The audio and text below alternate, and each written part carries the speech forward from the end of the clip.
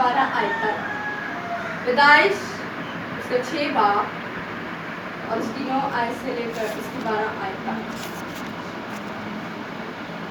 نوح کا نسب نامہ یہ ہے: نوح مرد راست باز اور اپنے زمانے کے لوگوں میں بے عیب تھا، اور نوح خدا کے ساتھ چلتا رہا، اور اس سے 3 بیٹے سم، حام اور یافت پیدا ہوئے۔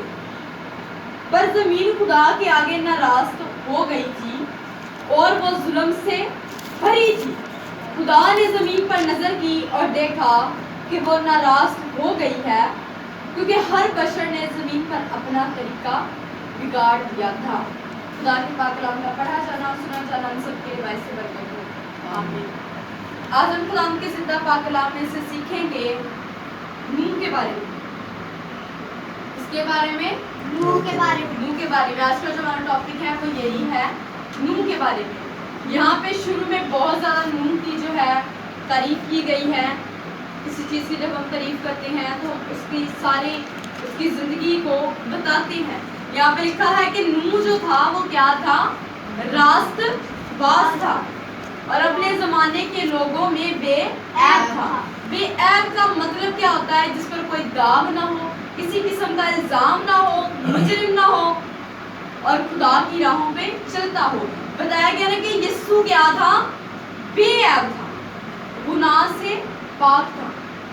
اور یہاں پہ نوح کے بارے میں بتایا گیا ہے کہ وہ بے عیب تھا۔ اور بعد میں لکھا ہے کہ اس کے کتنے بیٹے تھے؟ 3 بیٹے تھے، سم، حام اور یافت۔ اور وہ اپنے پورے گھرانے سمیت خدا کے ساتھ چلتا تھا، اپنے خاندان سمیت۔ اور بعد میں لکھا ہے کہ زمین جو تھی خدا کے آگے ناراض ہو گئی تھی، کہ وہ، میں نے پرسوں آپ کو بتایا تھا نا بدکار کے بارے میں، بدکار بستی۔ اور وہ جو تھی وہ ساری جو تھی اس جو بھی تھا، گاؤں تھا، کچھ بھی تھا، کہ وہاں پہ سارے جو لوگ تھے وہ کیا تھے؟ بدکار تھے، ناراض تھے، ہر قسم کا گناہ کرتے تھے۔ اور بعد میں لکھا ہے اور وہ ظلم سے بھری تھی، کہ وہاں پہ بہت زیادہ ظلم تھا۔ اور یہ جو نوح کی سٹوری ہے نا، یہ بڑی مزے کی سٹوری ہے۔ ہم نے بہت دفعہ اس میں سے پڑھا ہے، سیکھا ہے، لیکن ہمیں خدا کے کلام کو یاد رکھنے کے لیے اسے دہراتے رہنا چاہیے۔ اور اس کے بعد لکھا ہے کہ خدا نے اس پر نظر کی اور دیکھا کہ وہ ناراض ہو گئی ہے، کیونکہ ہر بشر نے اپنا طریقہ جو ہے بگاڑ دیا ہے، ہر کوئی اپنی مرضی سے چل رہا ہے۔ جب دنیا شروع میں پیدا ہوئی تو سب سے پہلے جو گناہ کا شروعات تھی، سب سے بڑے گناہ کی شروعات کب ہوئی تھی؟ جب قائن اور ہابل دونوں لڑے تھے۔ جب قائن اور ہابل دونوں لڑے تھے تو انہوں نے اس نے اپنے بھائی کو قتل کر دیا۔ ہابل نے اپنے بھائی قائن کو قتل کر دیا۔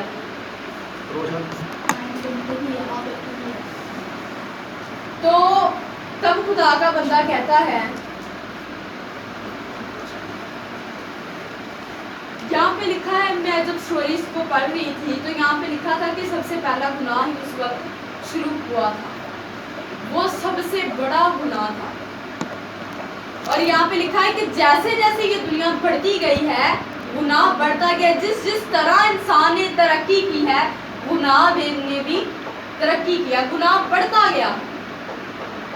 اور یہاں پہ بعد میں سٹوری میں آگے میں آپ کو بتاؤں گی کہ بعد میں خدا نے نوح سے کہا، کہ نوح بہت راست باز تھا، اور خدا نے جب ہابل کو قتل کیا گیا تو خدا نے کہا کہ یہ تو بڑی جو ہے دنیا برباد ہو رہی ہے۔ خدا ایک شخص کو ڈھونڈ رہا تھا کہ اس سے کیا کرے، اپنا کام لے۔ تو خدا نے نوح کو صرف راست باز پایا اور اس کے خاندان کو۔ اور جب خدا نے دیکھا کہ نوح بڑا راست باز ہے، وہ میری سنتا ہے، وہ میرے حکموں پر چلتا ہے، تو خدا نے نوح سے کہا کہ میں اس دنیا کو برباد کر دوں گا۔ اور بعد میں خدا نے اس سے یہ بھی کہا کہ تو اور تیرا خاندان بچے رہو گے۔ اور تب اس کی عمر پلک بھی تھی، 120 سال کا تھا وہ. کتنے سال کا؟ 120 سال کا تھا وہ. تو خدا نے اسے کہا کہ تو ایک کشتی تیار کر, اور اس نے کشتی تیار کرنا شروع کر دی, اور ساتھ ساتھ وہ خدا کی منادی کرتا رہا. اس نے کہا کہ خداوند جو ہے اس دنیا کو تباہ کرنے والا ہے. لوگ اس کا مذاق اڑاتے کہ تو پاگل ہو گیا ہے, آسمان پہ تو بادل نہیں ہے, اتنا بڑا طوفان کیسے آئے گا. وہ بتاتا رہا, وہ منادی کرتا رہا کہ یہ ہونے والا ہے, لیکن لوگوں نے اس کا یقین نہ کیا. جب کشتی تیار ہو گئی تو نوح کی عمر 600 سال تھی, اور جب کشتی بنانے کا حکم دیا گیا تب اس کی عمر 120 سال تھی. 120 سال تھی. میں نے ابھی اس بک میں سے پڑھا کہ اس کی عمر جو تھی 120 سال تھی. جب اس نے کشتی تیار کی تو اس کی عمر 600 سال تھی. یا وہاں پہ لکھا ہے کہ جب کشتی تیار ہوگی تو وہ 600 برس کا ہوا, 600 برس سال کا. اور اتنی بڑی کشتی خدا نے بنانے کے لیے کہا, اس بنانے میں کتنے سال لگے؟ 480 سال بنتے ہیں اس کے درمیان والے وقفے میں, 120 سے 600 تک. تو جب کشتی تیار ہو گئی تو سارا کام ختم ہو گیا, لیکن خدا نے اس سے کہا کہ نہیں, ابھی تو یہ تھوڑا سا کام تو نے کیا ہے, ابھی بہت کام باقی ہے. تو ہر ایک پرندے کا, ہر ایک جانور کا کیا کر, ایک ایک جوڑا رکھ لے, اور بعد میں اس کے لیے کھانا جمع کر. تو اس نے یہ سب کام جب کر لیا, اس نے سارا کچھ کر لیا, تو وہ گیا. تو خدا نے کہا کہ اب میں طوفان بھیجنے والا ہوں. تب بھی اس نے جب کشتی تیار ہوگی تب بھی اس نے لوگوں سے کہا کہ طوفان آنے والا ہے, تم توبہ کر لو, تم خدا کی طرف رجوع لے آؤ. لیکن انہوں نے نوح کی ایک بھی نہ سنی. نوح تو راست باز تھا, وہ خدا کو جانتا تھا, اس لیے اس نے خدا کی سنی, خدا کے حکم پر چلا, کشتی تیار کی, خدا کے حکم کو مانا. اور خدا نے بعد میں کہا کہ تو اور تیرا سارا گھرانہ اس میں چلے جاؤ. بعد میں جب وہ کشتی کے اندر داخل ہو گئے تو خدا نے دروازہ بند کر دیا. انہوں نے خود دروازہ نہیں بند کیا, خدا نے بند کر دیا. لکھا ہے کہ اس کے بند کیے ہوئے کو کوئی کھول نہیں سکتا, اور اس کے کھولے ہوئے کو کوئی بند نہیں کر سکتا. خدا نے خود دروازہ بند کیا کہ اس کو کوئی کھول نہیں سکتا. جب طوفان آیا تو وہ جا رہے تھے کشتی میں, تو کہا گیا ہے کہ لوگ پکار پکار کر کہنے لگے کہ اے نوح ہمیں بھی لے چل, اے نوح ہمیں بھی بچا. تو اس نے کہا تم نے خدا کی ایک نہ سنی, تم نے خدا کے حکم کو قبول نہ کیا. میں نے تمہیں کتنی دفعہ کہا, لیکن تم لوگوں نے نہ سنا. اور 40 دن اور 40 رات طوفان آیا, بارش ہوئی, آندھیاں چلی. اور یہاں پہ اگر 3-4 دن بارش ہو جائے تو ہمارے لیے کتنا مشکل ہو جاتا ہے. ساری فصلیں برباد ہو جاتی ہیں, گھر سے باہر نکلنا مشکل ہو جاتا ہے, کام پہ جانا مشکل ہو جاتا ہے. جب ہم کام پہ نہیں جاتے تو گھر میں کھانا کیسے پکے گا, کتنی مشکلات آ جاتی ہیں. تو 40 دن اور 40 رات بارش ہوئی, اور لکھا ہے کہ چوٹیاں تک ڈوب گئی, اتنی زیادہ بارش ہوئی. پہاڑ جو ہوتے ہیں, پہاڑ, بڑی بڑی چوٹیاں, پہاڑ وہ بہت بڑے ہوتے ہیں, بہت بڑے بڑے, اور وہ تک ڈوب گئے سارا. اور لکھا ہے کہ کچھ بھی نظر نہیں آ رہا تھا, چاروں طرف پانی ہی پانی تھا. اور جو نوح کی کشتی تھی وہ پانی کے اوپر سکون سے تیر رہی تھی. جب کشتی وہاں پہ تیر رہی تھی تو جب بارش بند ہو گئی تو نوح نے دیکھا کہ ہوا چل رہی ہے. اس نے کھڑکی کھولی اور دیکھا کہ ہوا چل رہی ہے. اس نے کہا کہ خداوند نے ایک ایسا کرم کیا ہے کہ بارش طوفان آیا اور خدا نے اسے سکھانے کے لیے ہوا چلا دی ہے, یہ پانی کو سوکھنے میں مدد کرے گی. اور بعد میں اس نے ایک کوا چھوڑا اور وہ واپس نہ آیا.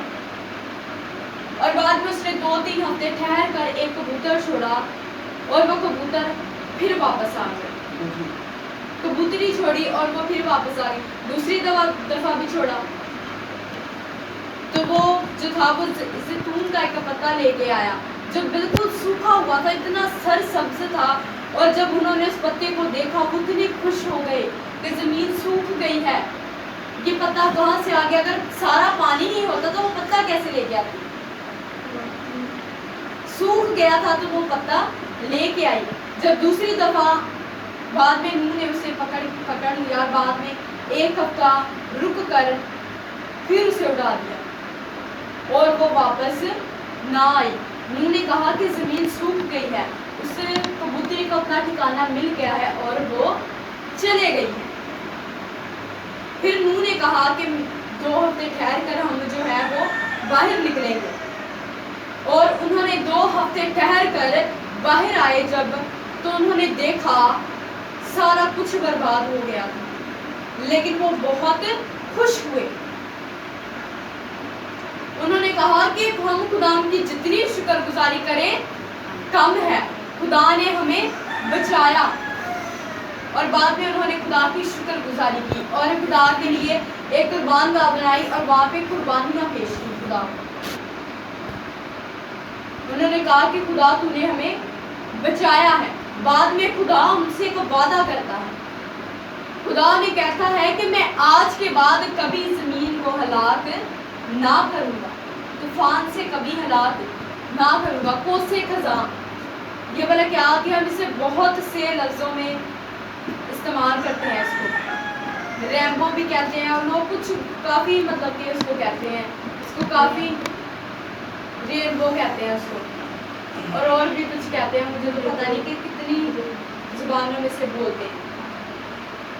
لیکن خدا نے کہا کہ کوسے خزاں جو ہے بارش کے بعد جب ہم دیکھیں تو ہوتی ہے نا ڈفرنٹ کلر کی, ایسے اتنی خوبصورت لگ رہی ہوتی ہے وہ بادلوں کے اوپر, تو وہ خدا کے عہد کا نشان ہے. خدا نے کہا کہ جب بھی بارش ہوگی تم اس کو دیکھ کر میرے عہد کو یاد کرنا, اور خدا نے انہیں برکت بھی دی کہ تمہارے بہت سے بچے ہوں گے, اور تم زمین پر پھیل جاؤ اور زمین کو ممور کر دو, کیونکہ سارا کچھ تو تباہ ہو گیا تھا, صرف ایک نوح کا خاندان بچا تھا. تو خدا نے اس سے کہا کہ تم پھیل جاؤ اور زمین کو ممور کرو. اور بعد میں جب بھی بارش ہوتی تو نوح اور اس کا خاندان جو تھا بارش کو دیکھ کر گھبرا جاتے, لیکن نوح کہتا کہ کیا کرو خدا پر بھروسہ رکھو. اور جب وہ دیکھتے کہ بادلوں کو چیر کر جو ہے وہ روشنی انہیں دکھائی دے رہی ہے تو بہت خوش ہوتے اور خدا کے عہد کو یاد کرتے کہ خدا نے وعدہ کیا تھا. انہوں نے خدا کی شکر گزاری کی. اور اس کے بعد بڑا عجیب سا واقعہ ہوا کہ نوح کا خاندان سارا جو تھا وہ ایسے ہی زمین کو ممور کر دیا. انہوں نے خدا نے ان کی اولادوں کو بڑھا دیا, وہ پوری روحی زمین پر پھیل گئی. اور جو تھا نوح کی ساری نسل میں جو تھا ایک گروہ تھا, انہوں نے بلا کیا فیصلہ کیا, آپ نے سنا ہوگا بابر کے برج کے بارے میں, وہ انہی لوگوں نے بنایا. اس کی ساری اس روئے زمین پر جو اس کی نسل پھیلی ہوئی تھی ان میں سے ایک گروہ نے یہ فیصلہ کر لیا کہ ہم کیا کریں گے جی, اتنا بڑا برج بنائیں گے جو آسمان تک پہنچ جائے اور ہمیں خدا سے مانگنے کی ضرورت ہی نہ پڑے, ہم اوپر سے اس سے بات کر لیں. اور انہوں نے بابل کا برج بنانا شروع کر دیا.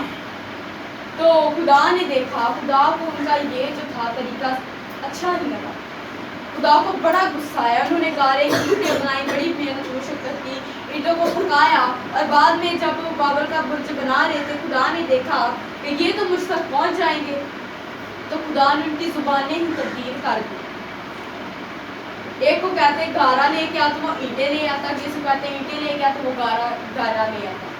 خدا نے ان کی زبان میں اختلاف پیدا کر دیا. اور یہاں پہ یہی بات انہوں نے غلط کی, تو خدا نے ان کو سمجھ نہیں آتی تھی کہ ہم ایک دوسرے کی سمجھ نہیں آتی تھی کہ یہ مجھے کیا کہہ رہا ہے, میں کیا لے کے جاؤں. یہ انہوں نے گناہ کیا. اور آج کا جو کلام ہے وہ راست بازی کے بارے میں ہے کہ نوح جو تھا وہ ایک راست باز شخص تھا, اور زمین جو تھی بہت ناراض ہو گئی تھی. اور آج ہم دیکھیں کہ دنیا میں ترقی بہت ہے, بہت ترقی ہے, کوئی بھی چیز ہم دیکھ سکتے ہیں, سائنسدانوں نے چاند پہ چلے گئے ہیں, بہت کچھ ایسا کر لیا ہے, اور ہم سوئے ہوں, ہمارا کوئی خواب میں ہمیں کچھ نظر آ رہا ہو, ہمیں خواب دیکھ رہے ہوں, تو یہاں پہ پٹی لگا کے ٹی وی میں ہمارا خواب بھی دکھا سکتے ہیں کہ تم یہ خواب دیکھ رہے ہو. ایسی ایسی چیزیں سائنس نے ایجاد کر دی ہیں, لیکن اس کے ساتھ گناہ بھی بہت بڑھ گیا ہے. ہماری زندگیاں گناہوں میں بس بڑھتی جا رہی ہیں. اور اگر آج ہم دیکھیں نا, جب کرونا وائرس کی وبا آئی, جیسے خدا نے نوح کے دور میں جو تھا لوگوں پر طوفان کو بھیجا, اسی طرح ہمارے دور میں بھی یہ وبا آئی, اور خدا نے اپنے لوگوں کو محفوظ رکھا, اور باقی اتنے لوگ جو مر گئے. اگر آپ دیکھیں نا, ہمارے گاؤں میں بہت سے لوگوں کو کورونا ہوا, لیکن صرف ایک چیز تھی جس کے وسیلہ سے وہ بچ گئے, صرف وہ تھا خدا اور ان کی دعا. اور یہاں پر بھی نوح جو تھا وہ اپنی دعا کے وسیلہ سے, اپنی راست بازی کے وسیلہ سے بچ گئے. اگر ہم بیمار ہوں, ٹھیک ہو جائے, خدا سے دعا کریں اور پھر وہی کام کرنے لگیں, تو خدا ہمیں بھی برباد کر دے گا, جس طرح بابل کے برج لوگ جو بنا رہے تھے ان کو برباد کیا. اگر ہم آج اپنی زندگیوں میں دیکھیں تو خدا کے بہت سے خادم ہمیں کہتے ہیں کہ یہ ہونے والا ہے, یہ ہونے والا ہے, آخرت آ رہی ہے, خدا جو ہے وہ آنے والا ہے, تو لوگ ان کا یقین نہیں کرتے, کہتے کہ ہجے کتنے خدا نے ہونا, ہجے تو بڑی دیر ہے. لیکن خدا نے کہا ہے دیکھ میں جلد آنے والا. جلد کا مطلب ہوتا ہے کہ جلدی جلدی آ جانا. ہم کہتے ہیں جلدی کر, چھیتی کر, خدا بھی کہتا ہے کہ میں جلد آ رہا ہوں. تو آج ہم اپنی زندگیوں پر غور کریں کہ ہم کیا تیار ہیں جب خدا آئے گا. کیا ہم نوح کی طرح راست باز ہیں؟ اگر ہم کرنیلیس کی کہانی کو دیکھیں نا, تو کرنیلیس جو تھا وہ بھی اپنے گھرانے سمیت خدا سے ڈرتا تھا, وہ بھی راست باز تھا نوح کی طرح. تو خدا انہیں بہت برکتیں دیتا تھا. اور آج جو ہم سیکھ رہے ہیں وہ یہ ہے کہ اگر ہم پہ کوئی مصیبت آئے تو ہم خدا سے دعا کرتے ہیں, لیکن جب ہماری مصیبت چلی جائے تو ہمیں خدا کا پتہ ہی نہیں ہوتا کہ خدا کو بھی یاد کرنا ہے, اس کی شکر گزاری بھی کرنی ہے. میں پرسوں بھی جب کلام سنا رہی تھی, میں یہ بات کر رہی تھی کہ جب ہمیں کوئی خوشی ہو تو خدا کی شکر گزاری کرنے کی بجائے ڈیک لگتا ہے, گانے لگتے ہیں, ڈانس ہوتا ہے. خدا نے شفا دی ہے تو خدا کی شکر گزاری کرے. شکر گزاری بہت ضروری ہے. اور یہاں پر دیکھ لیں, اگر آپ کے نوح نے بھی جب وہ بچ گیا ہے تو اس نے خدا کی شکر گزاری کی ہے. اس نے کہا ہے کہ تیری جتنی شکر گزاری کی جائے کم ہے, کیونکہ تو نے ہم پر اتنا فضل کیا ہے. اور آج خدا جو ہے وہ ہم سے یہی چاہتا ہے کہ ہم نوح کی طرح راست باز بنے. اگر خدا یہاں پہ آ جائے اور خدا دیکھے کہ ساری کائنات جو ہے وہ گناہ سے بھری ہوئی ہے, اور اگر آج ہم سوچیں کہ کیا ہم بھی ان لوگوں کے ساتھ تباہ کر دیے جائیں گے, کیا ہم بھی, کیا یا ہم خدا کے ساتھ جائیں گے. جس طرح نوح کو خدا اپنے ساتھ لے گیا, کیا ہم بھی خدا کے ساتھ جائیں گے کہ ہم ان لوگوں کی طرح برباد ہو جائیں گے؟ ہمیں نوح کی طرح بننے کی ضرورت ہے, تاکہ ہم جب خدا آئے, یسوع آئے, ہم اس کے ساتھ جائیں. ہم یہ نہ کہیں کہ آئے پہاڑوں ہمیں چھپا لے, بلکہ ہم ہوا میں اڑ کر اس کا استقبال کریں نوح کی طرح. کیونکہ نوح راست باز تھا, اس لیے خدا اسے اپنے ساتھ لے کے گیا, اسے بچایا. تو جب خدا آئے گا تو آپ یہ سوچیں کہ اگر ہم راست باز نہ ہوں گے تو کیا ہم خدا کے ساتھ جائیں گے؟ ہم تو یہاں پہ تباہ برباد ہو جائیں گے. اوپر بھی ہمارے لیے وہی ہوگا, نیچے بھی یہی ہوگا. تو آج ہم اپنی زندگیوں پر غور کریں گے کہ کیا ہم راست باز ہیں, کیا ہم اچھے کام کرتے ہیں. راست بازی کا مطلب ہوتا ہے خدا کے حکموں کو ماننا, خدا کی عبادت کرنا, خدا کے پیچھے چلنا. اس کے کئی مطلب, لیکن میں 3 مطلب آپ کو بتا رہی ہوں. راست باز, ایماندار الگ ہوتا ہے. ایماندار وہ ہوتا ہے جس کا ایمان بہت مضبوط ہوتا ہے, وہ بھی خدا کے اوپر, وہ ایماندار ہوتا ہے. راست باز الگ چیز ہے. ایماندار جس میں بہت زیادہ ایمانداری ہو, دعا ایمان کے ساتھ کرتا ہو, और हर चीज़ में ईमानदारी दिखाए, वो ईमानदार होता है। लेकिन रास्तबाज वो होता है जो खुदा के हुक्मों पर चले, उसकी बातों को सुने। आप अगर खुदा के कलाम को सुनते हैं और इस पर अमल नहीं करते तो उसका कोई फायदा नहीं है। फिर आप ये ना समझे कि हम रास्तबाज हैं, उस इबादत का कोई फायदा नहीं है जिसमें ऐसे काम हो। वो भी दुआ करते थे वो लोग भी, लेकिन वो खुदा को ठट्ठों में उड़ाते थे। उन्होंने नूह का बड़ा मजाक उड़ाया। नूह खुदा का खादम था। नूह ने जब कहा कि खुदा ने मुझे कहा है, तो उन्होंने उसकी ना सुनी। अगर वो खुदा के लोग होते तो वो नूह की सुनते, लेकिन उन्होंने नूह की ना सुनी। आज हम अपनी जिंदगियों में सोचेंगे, क्योंकि बहुत से खुदा के खादम हमें कहते हैं, लेकिन हम भी उनकी नहीं सुनते और बाद में देखेंगे उनके साथ कैसा बुरा होता है। आज हमें भी ज़रूरत है कि हम खुदा की सुने। खुदा जब हमें पुकारता है तो हम उसकी आवाज़ को सुने। हम उस बदकार बस्ती की तरह ना बने जिसका जिक्र यशायाह नबी की किताब में किया गया है कि तुम इतनी वफादार थी, अब कैसी बदकार हो गई हो। हम उसकी तरह ना हो, बल्कि हम नूह की तरह हो, रास्तबाज, खुदा के हुक्मों पर चलने वाले, खुदा के हुक्म पर अमल करने वाले और खुदा से मोहब्बत करने वाले। और आज का जो कलाम है वो हमें यही सिखाता है कि हम खुदा के हुक्मों पर चलें। अगर हम खुदा के कलाम को सुनते हैं तो हम उस पर अमल भी करें। अपनी ज़िंदगी में कुछ ना कुछ ऐसा करें जिससे खुदा आपसे खुश हो।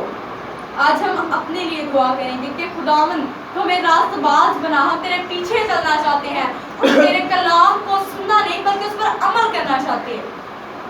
खुदा आपको इस काबिल बनाएगा कि आप उसके कलाम पर अमल करें। और आज का जो टॉपिक था वो नूह के बारे में था, और नूह की ज़िंदगी में बहुत सी ऐसी बातें हैं जिसका अब तक हमें पता भी नहीं है,